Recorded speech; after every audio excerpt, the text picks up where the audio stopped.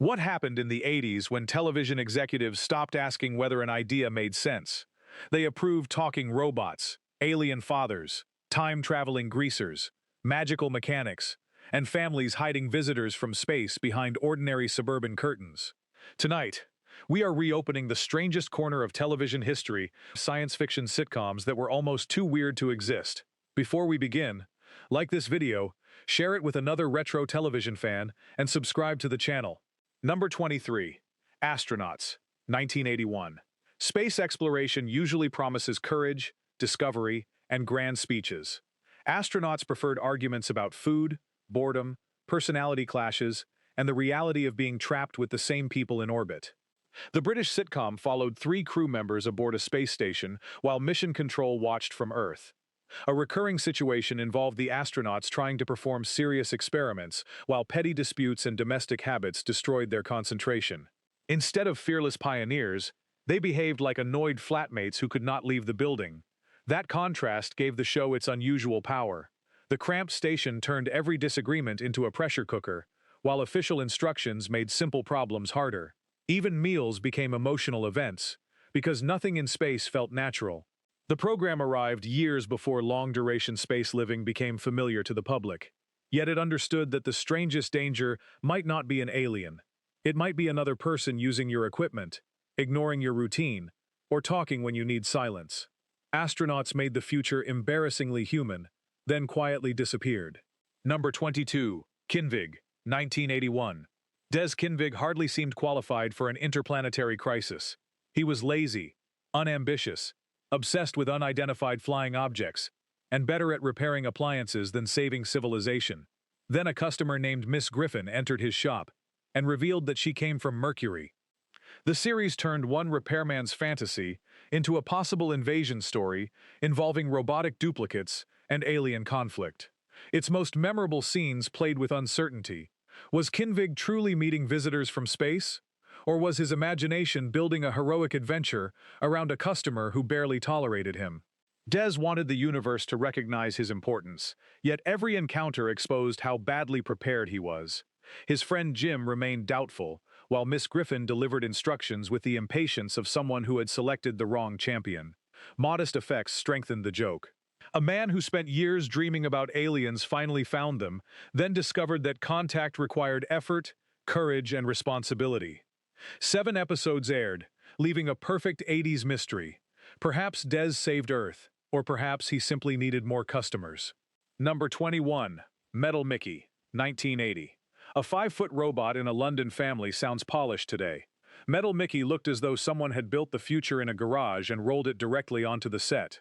Ken Wilberforce created Mickey for chores, but the machine became the loudest and least helpful family member. He spoke through an electronic voice, demanded attention, and developed a taste for metallic sweets called Mickey Dolans.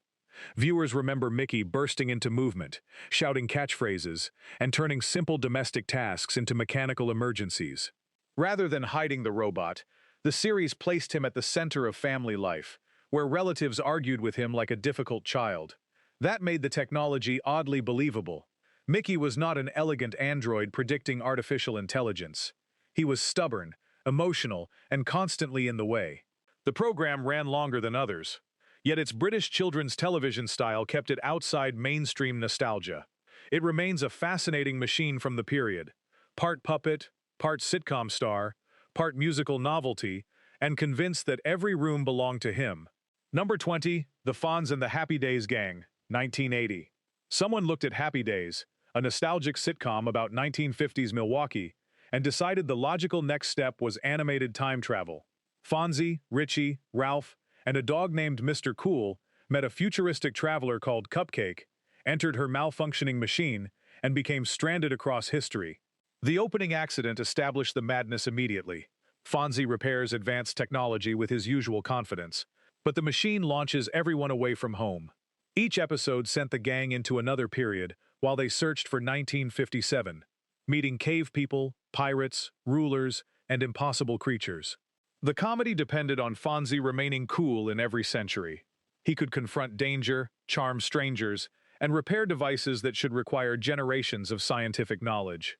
Meanwhile, Cupcake's abilities solved problems whenever history became too complicated. The series was not a parody of television spin-offs. It was a spin-off so extreme that it became its own parody. Cast members returned to voice familiar characters, giving the nonsense legitimacy. It lasted 2 seasons, then vanished into the time stream it had created. Number 19, Galaxy High School, 1986. For popular athlete Doyle Cleverlobe, traveling to an intergalactic school should have made him the greatest student alive. Instead, Galaxy High reversed his social position. The aliens found his confidence unimpressive, while intelligent, previously overlooked Amy Brightower became admired. Hallways were filled with 6-armed classmates, living bubbles, enormous brains, strange vehicles, and a lounge-singing creature called the Creep. The opening episode shows Doyle and Amy arriving on the asteroid Fluter and realizing that every social rule they understood has changed. Doyle becomes the outsider, while Amy adapts with surprising ease. Later stories involve bizarre sports, alien illnesses, unusual romance, and school rules designed for bodies unlike humans. The science fiction jokes supported a familiar teenage truth. Popularity depends on where you stand and who defines normal.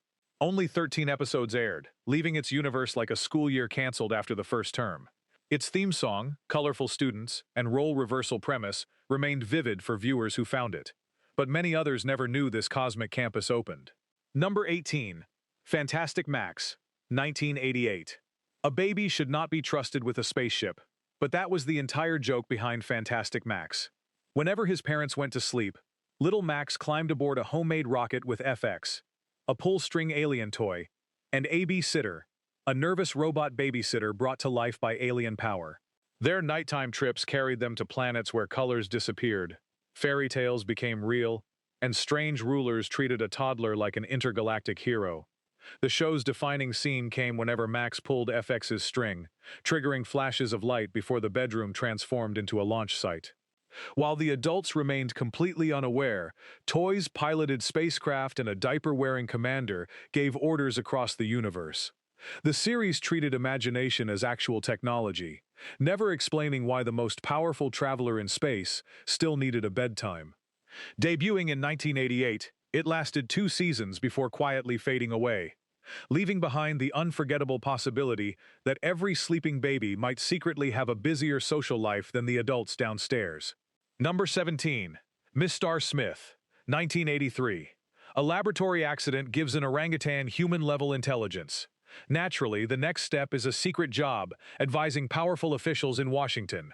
Mr. Smith placed a talking ape near national policy, while insisting the public must never learn the truth. Smith had an extraordinary intelligence quotient, spoke calmly, and understood political problems better than the humans around him. The signature joke appeared whenever serious officials entered expecting an advisor, only to find an orangutan whose intelligence could not be explained. His human associates protected the secret while following his advice, creating scenes where important decisions depended on hiding the most visible individual imaginable. The show mixed science fiction, political comedy, and animal performance during one fearless scheduling meeting. Beneath the gimmick, it asked whether intelligence earns respect when appearance controls judgment. The series lasted only a few months in 1983. Today, its premise sounds invented, but Mr. Smith was real, fully produced, and allowed to advise the nation every Friday night. This content is only supported in a Lark Docs number 16, Der Andro-Jäger, 1982. A crashed alien transport creates a strange police problem in the German comedy Der Andro-Jäger. Dozens of human-looking androids escape into a city and begin blending into society, although each machine is programmed for one task and performs it with ridiculous obsession. Alien agent Dan Dorr disguises himself as police officer Hans Meyer and receives help from a talking pocket computer while reporting to his commander through a mirror. The funniest scenes occur when Meyer identifies a runaway android because it repeats the same behavior long after any sensible person would stop. Instead of presenting robots as dangerous conquerors, the series turns them into confused workers trapped inside faulty instructions. Major is hardly a perfect hunter either. Bureaucracy, colleagues, and his own cheerful incompetence repeatedly delay the mission. 26 episodes were produced during the early 80s, but the show remained largely unknown outside German-speaking television. It played like a police sitcom invaded by malfunctioning office equipment, proving that artificial intelligence could be funny long before anyone carried it in a phone. Number 15. Mr. Merlin, 1981. Hidden behind the grease, tools, and ordinary traffic of San Francisco was Merlin, the legendary magician, now living as an immortal automobile mechanic. His newest apprentice was teenager Zach Rogers, who discovered the truth after pulling a crowbar from a bucket of cement. The joke was clear. The sword in the stone had survived into modern life, but history now looked like a repair shop.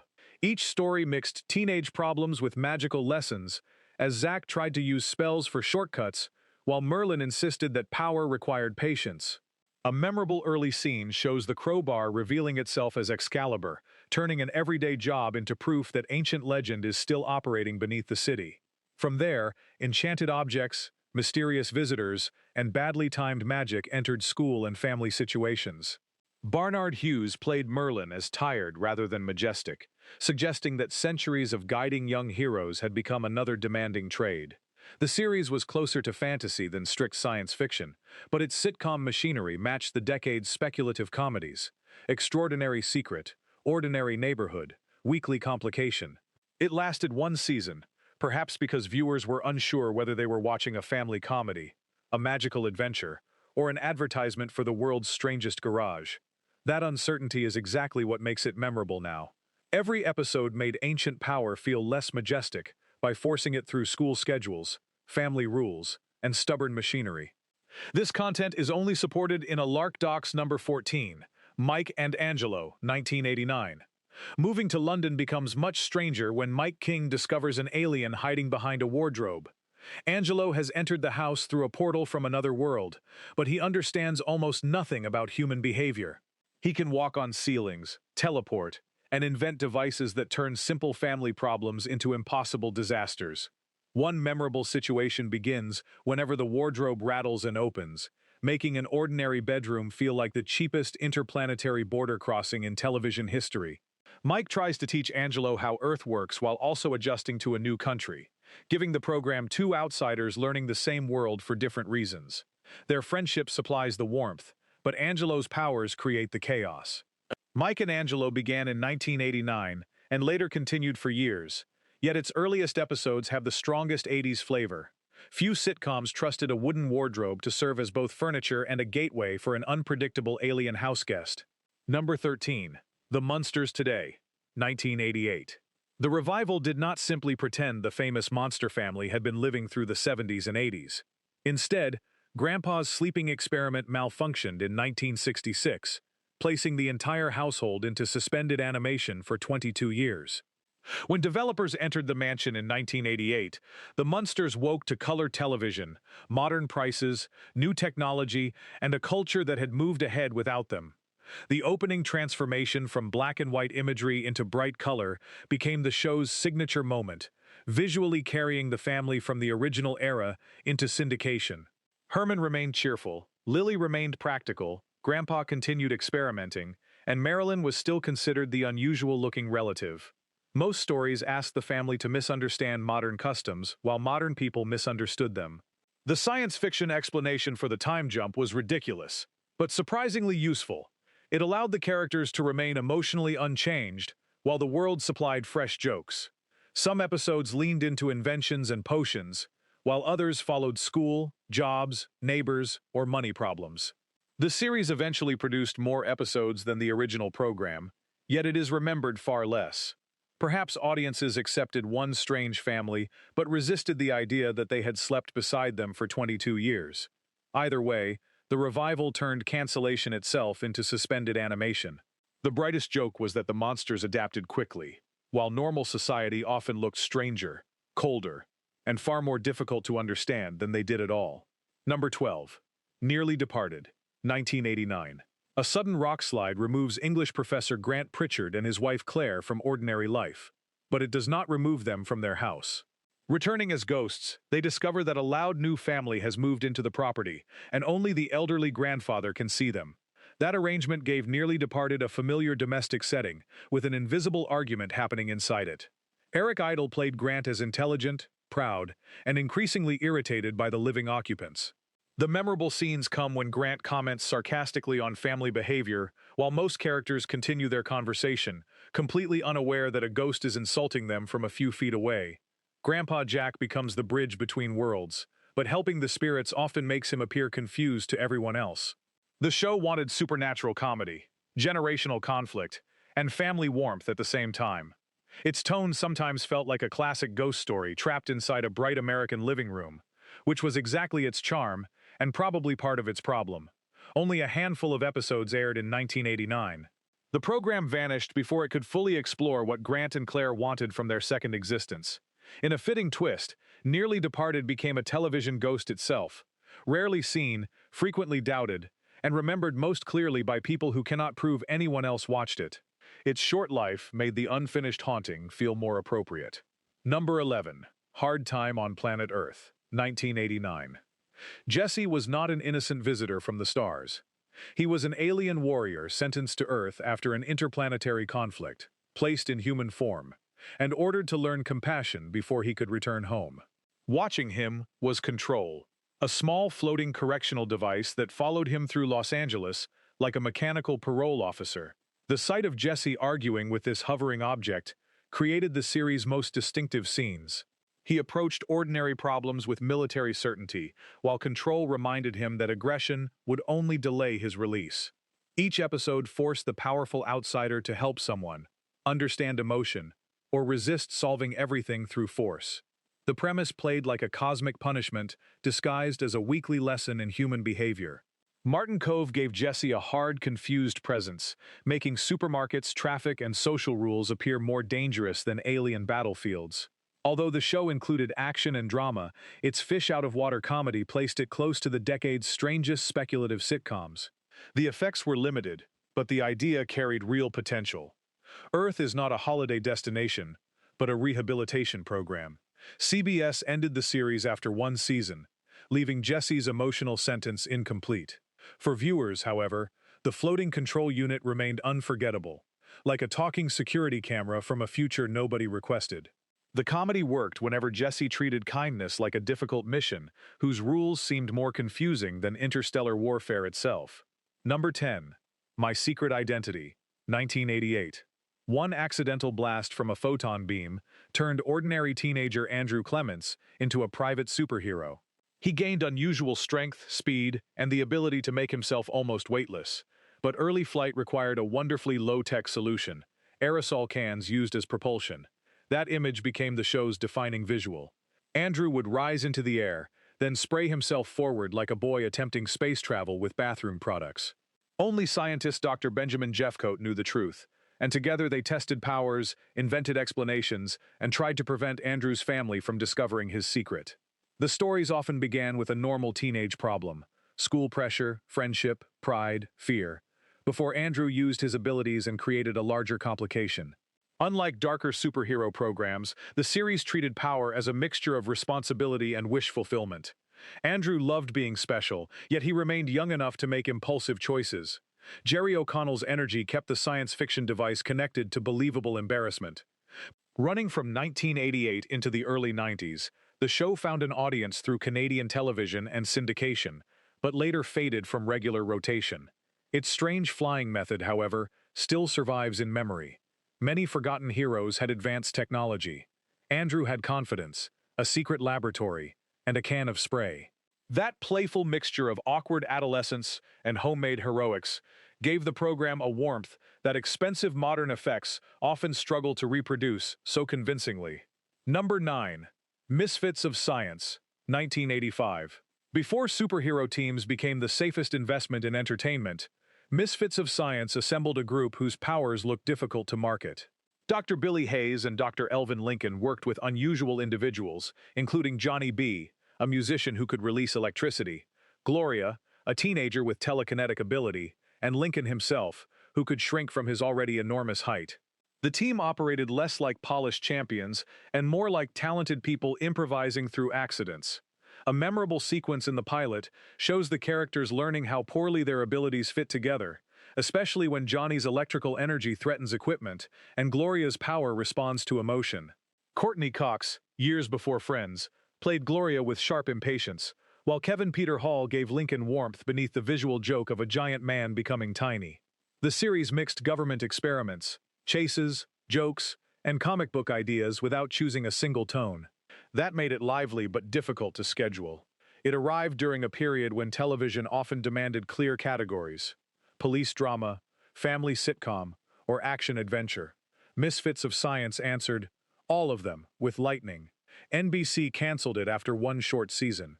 Later superhero ensembles would use similar combinations more successfully, but this team reached the laboratory first, triggered every switch, and disappeared before anyone understood the experiment. Its heroes looked unfinished, but that roughness made their victories feel personal, funny, and surprisingly earned each week. Number 8. Automan, 1983. Police computer specialist Walter Nebeker wanted to fight crime, but lacked the physical confidence of the officers around him.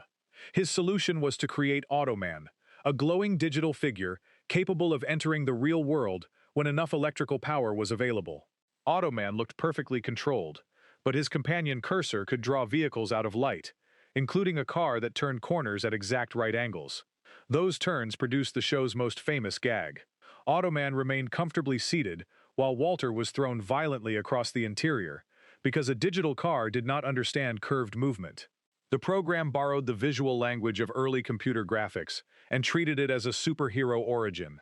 Together, Walter and Automan solved cases while hiding the hologram's nature from the police department. The rules were delightfully inconvenient. Automan could weaken when the city's power demand increased, making every mission dependent on electricity, timing, and Walter's ability to explain impossible events. Desi Arnaz Jr. played Walter as an overlooked enthusiast, finally living inside his own fantasy, while Chuck Wagner gave Automan the smooth certainty of a machine that had never experienced doubt. Expensive effects and unusual scheduling limited the run, but the series created images no ordinary detective show could match. Its digital hero did not predict modern computing accurately. He predicted how confidently technology would enter human life and throw everyone sideways. Digital corners still hurt. Number 7. The Greatest American Hero, 1981. Aliens gave schoolteacher Ralph Hinckley a red suit with extraordinary powers, then trusted him to use it responsibly. Unfortunately, Ralph lost the instruction manual almost immediately. That mistake transformed a standard superhero story into one of television's great physical comedies. Ralph could fly, but his launches looked uncertain, and his landings looked worse. The most famous scenes show him lifting into the air with determination, wobbling across the sky, and crashing into walls, bins, windows, or anything else waiting below. FBI agent Bill Maxwell believed the suit should become a crime-fighting weapon, while attorney Pam Davidson worried about the human being inside it. Ralph stood between them, trying to teach students, maintain relationships, and discover new abilities by accident. The series balanced danger with the continuing joke that ultimate power had reached a man without technical support. William Catt made Ralph sympathetic because the embarrassment never erased his courage. He complained, panicked, and still returned when someone needed help. The suit offered strength, invisibility, speed, and stranger abilities, but competence was never included. Running from 1981 to 1983, the show was more successful than many entries here, yet its exact mixture of science fiction, action, and sitcom awkwardness remains unique. Believe it or not, failure was the superpower that made Ralph heroic. The laughter never weakened the danger. It reminded viewers that courage and control are not the same thing. Number 6. The Hitchhiker's Guide to the Galaxy, 1981. Arthur Dent begins his day worried that his house will be demolished. Minutes later, he learns that Earth faces the same problem because officials need space for a hyperspace bypass. His friend Ford Prefect, secretly a traveling researcher from another world, saves him moments before the planet disappears. The 6-part BBC adaptation then throws Arthur through spaceships, bureaucracy, poetry, restaurants, computers, and philosophical disasters, while he continues wishing for tea. One of its most famous scenes reveals that the answer to the ultimate question of life, the universe, and everything, is simply 42. The joke works because a vast computer has spent millions of years producing an answer nobody knows how to use. Another unforgettable element is the electronic guide itself, presented through bright animated graphics that explain cosmic facts with cheerful disrespect. The production's limited budget became part of its personality. Aliens looked handmade, Zaphod's second head behaved suspiciously, and the universe resembled a theater company attempting infinity with cables and paint. Yet Douglas Adams's ideas remain sharp. Vogue paperwork, useless leadership, and technology that cannot satisfy basic human needs still feel modern. The show was not a traditional domestic sitcom, but its characters repeatedly carried ordinary irritation into impossible situations. Cosmic existence became one long inconvenience, and Arthur Dent survived by remaining politely horrified. Its cheap surfaces could not hide intelligence powering every absurd detour and timed complaint. This content is only supported in a Lark Docs number 5, Dick Spanner, P.I., 1987. Nothing about Dick Spanner's world behaves normally, not even the detective himself. This British stop-motion comedy follows a metallic private investigator who speaks like a hard-boiled movie hero while stumbling through a futuristic city filled with robots, strange machines, visual puns, and shamelessly ridiculous clues. Every case begins like serious film noir, but the mood collapses as objects misunderstand language, and the scenery joins the joke. One memorable sequence can send Spanner through several locations in seconds, with models transforming around him, while his gloomy narration pretends the investigation remains under control. The contrast is the entire pleasure. He sounds like a detective walking through a dangerous 1940s thriller, yet he actually lives inside a mechanical toy box where logic has resigned. Created using detailed stop-motion animation, the program first appeared in 1987 as short installments, before being assembled into longer stories. That format made each scene fire jokes rapidly, almost as though the machinery might stop working if the characters paused. Dick Spanner, P.I. was science fiction, detective parody, animation experiment, and sitcom attitude welded into one strange metal body. It never became a mainstream favorite, but few forgotten programs look so determined to prove that every serious genre becomes funnier when rebuilt from tiny models, bad luck, and an android with absolute confidence. Number 4. Out of This World, 1987. On her 13th birthday, Evie Garland learned that her absent father was not merely working far away. He was an alien from Antareus, which made her half-alien and gave her powers that developed over time. The ability everyone remembers allowed Evie to freeze the world by touching her index fingers together. With another gesture, she could restart time, usually after creating a private advantage or a public disaster. The frozen scenes became the show's visual signature. People stopped mid-action while Evie moved through the room, rearranged events, considered her mistake, and tried to control consequences.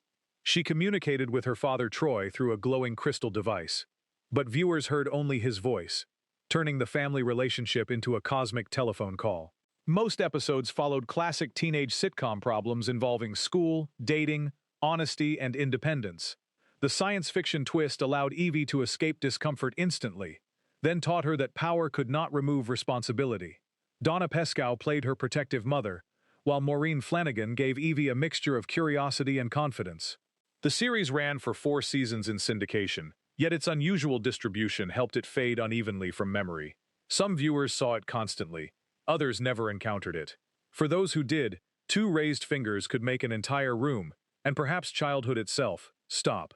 The program understood that every shortcut creates problems, especially when adolescence already feels impossible to control. Number 3. Small Wonder, 1985. Engineer Ted Lawson secretly built a child-shaped robot called Vicky and brought her home for testing. Rather than placing her in a laboratory, the Lawson family presented her as an adopted daughter, then expected neighbors to ignore her flat voice, impossible strength, mechanical movements, and access panel. The central joke required almost everyone to miss evidence standing directly in front of them. Vicky slept inside a cabinet, lifted heavy objects without effort, interpreted language literally, and repeated phrases with machine-like precision. Her most famous scenes often involved a simple command producing an extreme result. Ask her to clean quickly, and the room could become a storm of robotic efficiency. Tell her to keep a secret, and she might follow the exact wording while revealing everything else. Nosy neighbor Harriet Brindle repeatedly entered at the worst possible moment, forcing the Lawsons to invent explanations for sparks, wires, or Vicky's unusual behavior. Tiffany Brissett's controlled performance made the illusion work, because she rarely chased the joke. The humans panicked around her, while Vicky remained calm. Critics were often harsh, but children embraced the program, and international reruns kept it alive far beyond its American syndication run. Small Wonder was artificial, sentimental, Brightly lit and completely sincere. A family sitcom powered by the question nobody asked: why would an engineer hide advanced robotics in a suburban bedroom? Its cheerful artificiality became the attraction. Number 2. ALFF, 1986. A spacecraft crashes into the Tanner family's garage, and out steps Gordon Shumway, a furry visitor from the destroyed planet Melmac. The family calls him ALF, short for alien life form, hides him from government investigators, and attempts to survive his appetite, confidence, and endless commentary. Unlike gentler visitors from space, Alf behaves like a houseguest who believes secrecy is everyone else's problem. He breaks objects, answers telephones, insults Willie, and repeatedly expresses alarming interest in the family cat, Lucky. Many famous scenes place Alf behind the kitchen counter, where the puppet could move freely while delivering rapid jokes to exhausted humans. The comedy looked simple, but the premise carried loneliness beneath it. Alf had lost his home, culture, and friends, then covered that grief with noise. Episodes occasionally allowed the humor to pause, especially when he remembered Melmac or feared that the Tanners would be harmed for protecting him. The production became widely known, and the character turned into one of the decade's most recognizable television figures. Yet the final episode ended on a harsh, unresolved moment, with Alf surrounded by authorities before reaching his departing friends. That sudden cliffhanger gave the cheerful sitcom a strangely cold aftertaste. Few family comedies made viewers laugh at dinner, worry about an alien refugee, and question whether the government van outside had finally arrived. Behind every joke, exile always remained quietly present. Number 1. Red Dwarf, 1988. 3 million years after a radiation leak removes the crew of the mining ship Red Dwarf, technician Dave Lister wakes from suspended animation as the last human. His companions are Arnold Rimmer, a hologram of his irritating bunkmate; Kat, a stylish humanoid descended from Lister's pet; Holly, the ship's computer; and later Crichton, an android learning how to disobey. That setup could have produced bleak drama. Instead, it became a workplace sitcom. After the workplace, management, customers, and civilization had disappeared. The early episodes find Lister and Rimmer arguing over chores, status, food, and old resentments, while drifting through empty space. One famous scene reveals the cat's entrance as a fashion performance, instantly establishing that millions of years of evolution have produced a creature obsessed with appearance. Later stories use time travel, parallel realities, memory manipulation, emotion-eating creatures, and virtual worlds, but the characters remain small. Rimmer wants respect, Lister wants home, Kat wants admiration, and Crichton wants freedom from programming. The effects began modestly, yet the writing understood that enormous science fiction ideas become funnier when experienced by people who can barely share a room. Premiering in 1988, Red Dwarf survived cancellations, cast changes, revivals, and gaps because its engine never aged. It was not truly about reaching a destination. It was about being trapped with the wrong people for longer than history itself, and realizing they are your family. The 80s did not merely allow strange television. They rewarded creators for testing how far a sitcom could travel from reality. These shows gave us robot daughters, alien houseguests, magical garages, digital detectives, and ordinary people arguing at the edge of the universe. Which forgotten series deserves a comeback, and which one should remain safely lost in time? Share your choice below, like the video, and subscribe for more journeys into television's strangest forgotten worlds before they disappear again.